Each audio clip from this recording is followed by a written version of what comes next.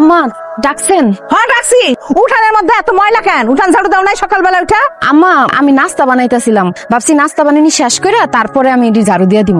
এত ভাবা ভাবের কি আছে? সকালবেলা উঠে আগে উঠান ঝাড়ু দেবা, তারপরে তুমি নাস্তা বানাবা। মানে কি তুমি এখনো নাস্তা বানাও নাই? তাহলে সকালবেলা যে উঠছো কি করছো? পাশের বাড়িতে বেটির লগে গপ সপ করছো তাই না? আম্মা কি যে কোন, আশেপাশের কাউরে তো আমি চিনি না, কার লগে গল্প করো? মুখে মুখে একদম তর্ক করবে না। আমি যে সকালে এক কাপ চা খাই, সে চাটা বানাইছো আমাকে দিছো? চা বানাইছে, আমি নিয়ে আইতেছি আম্মা। সকালবেলা আমি যে এক কাপ চা খাই, তাও চাইয়া খাইতে হইব। আম্মা এই যে চা দাও। কি হয়েছে আম্মা?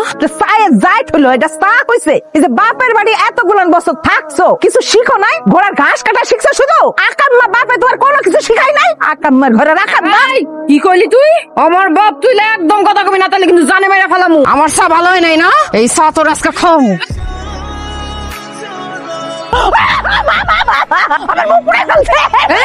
খবরদার চিল্লাবি না, আজকে তোর জানে মেরে ফেলামু। খারাপ দাউলে আইতাস আমার শেষ করে ফেলাইছে। মা কি হয়েছে? কি হয়েছে নাকি? হ্যাঁ আম্মা, আপনি মাটিতে বসে বসে কাঁদতেছেন কেন? বিরিয়ানি দিব? আমার রুটা তোর বোর কাছে আমি এক কাপ চা চাইছিলাম, হয় আমার চাই না দিছে। চা খেয়ে কইছি ভালো হয় নাই। সেই জন্য আমার মুখটা ধইরা মুখের মধ্যে গরম চা ঢাইলা দিছে। কি কাজল তোমার মুখে গরম চা ঢেলে দিছে?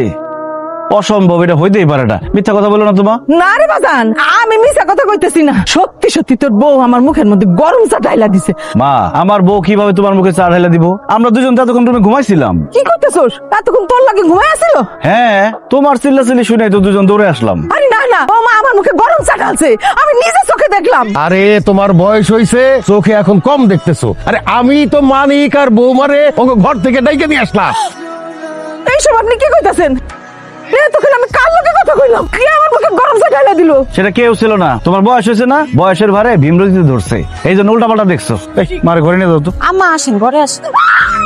আম্মা আম্মা আম্মা এমন করলো কেন? কি জানি বৌমা, আমি তো বুঝতেছি না কি হইলো। মানিক রে, আমি বাজারে গেলাম রে।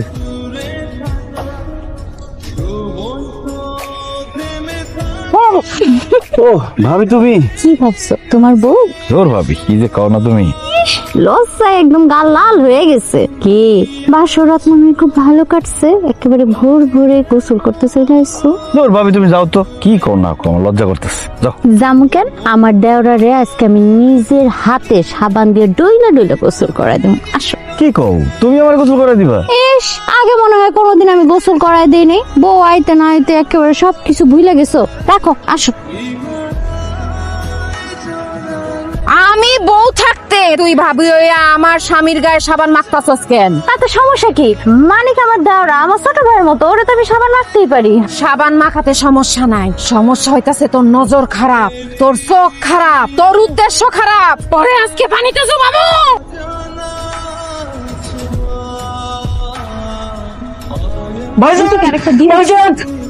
কাজল, তুমি এখানে? তাহলে পুকুরে ভাবিরে পানিতে চুবাইতেছে তোমার মতো দেখতে শেখে? আমি কি জানি? আরে চুবাইতেছে কলি? ভাবিরে চুবাইতেছে। আমার বউরে পানিতে চুবাইতেছে? কার এত বড় সাহস? তত দেই। আয় তাড়াতাড়ি আসো। ওই যে দেখো। কে চুবাইতেছে? ও তো নিজে নিজেই পানিতে ডুব দিতেছে। আয় নাসিমা, তুমি নিজে নিজে পানিতে ডুব দিচ্ছ কেন? আমি নিজে নিজে ডুব দিব। মানিকের বউ কাজল আমার ডুবাই পানিতে মারতেছে। আরে কি উল্টাপাল্টা কথা বলতেছো? মানিকের বউ তোমার চুবাবে কেমনে? এই যে কাজল এতক্ষণ রান্না করে রুটি বানাচ্ছিল, আমি সেই রুটি খাইতেছিলাম। আমি সত্যি কইতেছি। ভাবি কি যে বলেন না, আমি আপনারে কেন চুবামু? আমি তো রান্না বান্না করতেছিলাম। আর আমি চুবাইলে দেখেন না আমার জামা কাপড় ভিজা থাকতো না, আমার তো সবই শুকনা। ভাইজান, এটা কি হইতেছে? আমি তো কিছুই বুঝতেছি না। বুঝিস নাই? তুই নতুন বিয়ে করছিস, এখন তোর সংসারে অশান্তি লাগানোর জন্য এই কাজলের ঘাড়ে দোষ দিচ্ছে। যত সব। কাজল, তুমি কিছু মনে করো না। তুই কাজল এনে বাড়িতে যা, আমি ওর নিয়ে আসতেছি। আসো। আমি কি দেখলাম? বিশ্বাস করেন, আমি নিজে চোখে দেখতেছি ওই কাজল আমার বাড়িতে চুবাইছে। আম্মা, আমি তো নিজের চোখে দেখছি ওই কাজল আমার মুখের মধ্যে গরম চা মারছে। কিন্তু মা, কাজল যখন তোমার মুখে চা মারছে তখন তো কাজল আমার সাথে ছিল। আবার যখন কাজল ভাবিরে পুকুরে নিয়ে চুবাইতেছিল তখন কিন্তু আমি নিজের চোখে দেখছি কাজল বড় ভাইরে রুটি বানাই খাওয়াইতেছিল। কাজল একজন মানুষ হইয়া একই সময়ে দুই জায়গায় কিভাবে থাকবে? আমার মনে হয় তোমাদের কোনো ভুল হইতেছে।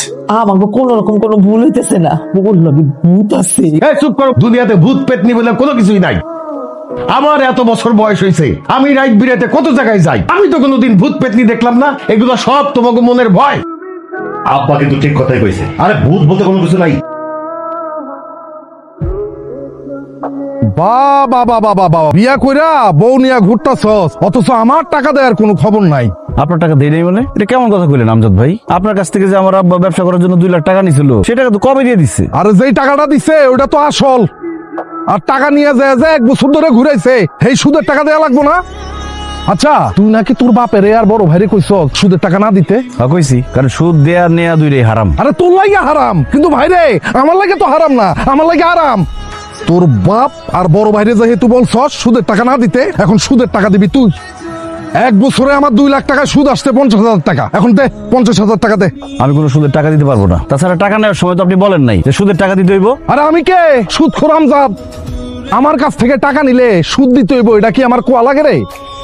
এখন দে তুই আমার সুদের টাকা দে, 50,000 টাকা দে, নাইলে কিন্তু অবস্থা খুব খারাপ হয়ে যাবে, কয়ে দিলাম। এই কি খারাপ হইব? হ্যাঁ, কি খারাপ হইব? আচ্ছা আচ্ছা থামো ভাইজান, এইখানে এইসব কথা কয়ে কোনো লাভ আছে?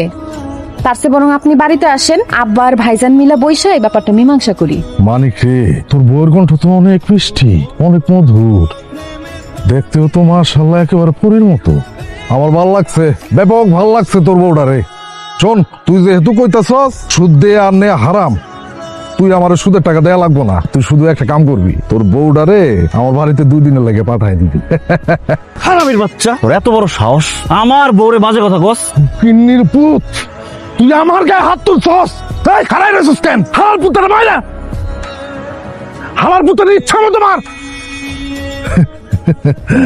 কি দেবা নাকি?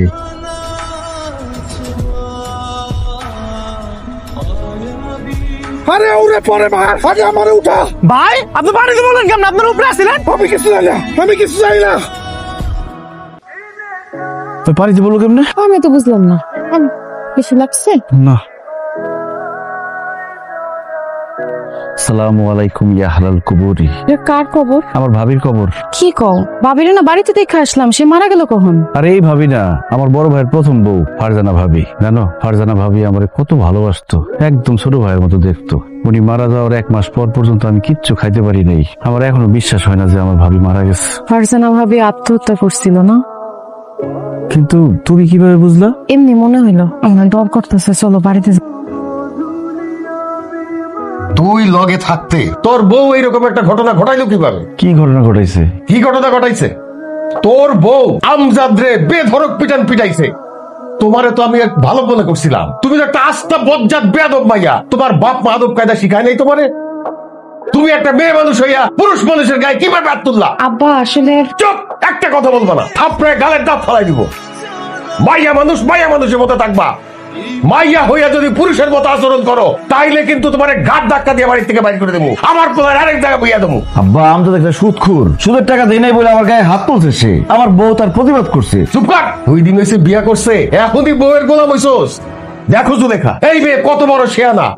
2 দিন হয়েছে বিয়া হয়েছে, এখনই আমাকে পোলারে বস করে ফেলাইছে।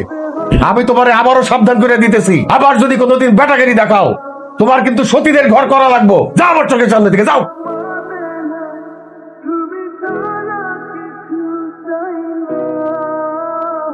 আব্বা পাল্লা, আব্বা, কথা কয় না কে? এই পানি নিয়ে আয়।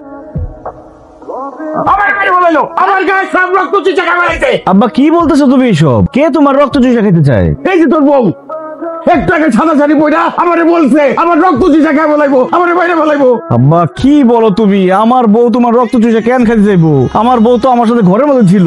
হ্যাঁ, বৌমা তো মানিকের লগে ঘরেই আসিল। আপনার চিৎকার চেঁচামেচি শুনাই তো আমরা সবাই মিলে ঘর থেকে বাইরে আইছি।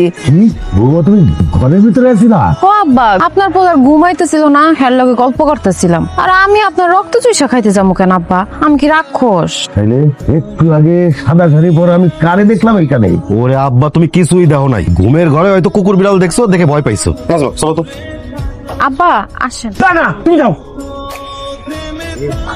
আপনি সত্যি করে কোন তো দেখি, আপনি কি দেখছেন কিছু? বিশ্বাস করো জুলেখা, আমি আমার নিজের চোখে দেখছি। আমি সেদিন আপনার কইছিলাম না, আপনি তো আমার কথা বিশ্বাস করেন নাই। না না জুলেখা, আর তো দেরি করা যাবে না। এই ভূতের বাচ্চা ভূত, এখনো সময় আছে, তুই এখান থেকে পালায় যা, নইলে তোরে আমি এখন আগুন দিয়া পুরাইয়া দিমু। ঠিক আছে, আমি এখান থেকে যামু, তাই আমার একটা শর্ত পূরণ করন লাগবে। বল তোর কি শর্ত? শর্ত হইতাছে তোর শরীরের সব রক্ত আমি চুইসা খামু। তোর রক্ত চুইসা খাওয়া হইলে তারপরে আমি যামু। ওরে বাবা রে, বাসার কাকা, এটা খুব ডেঞ্জারাস ভূত। আমি কেন বাংলাদেশের কোন তান্ত্রিকের কন্ট্রোল করতে পারবো না। আমি মাফ চাই। তুই কোথাও যাবি না, তুই আমারে বিরক্ত করছস। আজকে তোর রক্ত আমি খামুই খামু। এই! আমার রক্ত খাওয়ার নেশা উঠছে, আমি রক্ত খামু। কার রক্ত খামু? তোকে রক্ত খামু। ছেড়ে দাও, মাফ করে দাও। মাফ করতে পারি একটা শর্তে। সত্যি কইরা ক, ফারজানারে কে খুন করছে? আমরা কেন খুন করছিস? টাকা লই। ওই যে নাসিমার আগের জামাই মারা যাওয়ার সময় নাসিমা ইন্স্যুরেন্সের 20 লাখ টাকা পাইছে। ওই টাকার লোভে আমরা ফারজাদারে খুন করছি, কারণ ফারজাদার সতীদের ঘর করতে চায় নাই, এই জন্য খুন করছি। তোমরা আমার ভালোবাসার মানুষ ফারজানারে খুন করছো? হায় হায় রে, আমি এটা কি কইরা ফেলাইছি? এ ভূতের ভয়ে আমি কি কইছি? আমি যেটা কইছি মিথ্যা কথা কইছি, সত্যি কথা কই নাই। এই বাবা, তুমি সত্যি করে কত, তোমার সাথে কি ভূত আছে? না আব্বা, আমার সাথে কোনো ভূত নাই। তো আমি এতদিন যা করছি নাটক করছি। তুমি আমাদের সাথে নাটক করছো? কেন করছো? ফারজানার খুনিদেরকে ধরার জন্য। কেন? ফারজানা ভাবি তোমার কে? ফারজানা আমার বান্ধবী। কিন্তু তোমার সাথে ভূত না থাকলে তুমি একই সময়ে দুই জায়গায় কেমনে থাকতা? কারণ ওই সময় আরেক জায়গায় আমি উপস্থিত থাকতাম দুলা ভাই। তোমার মতো হুবহু দেখতে এটা কে? আমার যমজ বোন আয়েশা।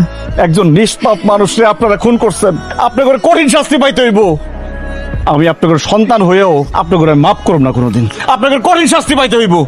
এই যে আমার আব্বা, এই যে আমার আম্মা, তারা আমার আগের বউরে খুন করছে, আমার ভালোবাসার মানুষের খুন করছে। স্যার অ্যারেস্ট করেন স্যার। স্যার বিশ্বাস করে, আমি কিচ্ছু করি নাই, আমার কোনো দোষ নাই স্যার। আব্বা আর মিথ্যা কথা কইও না।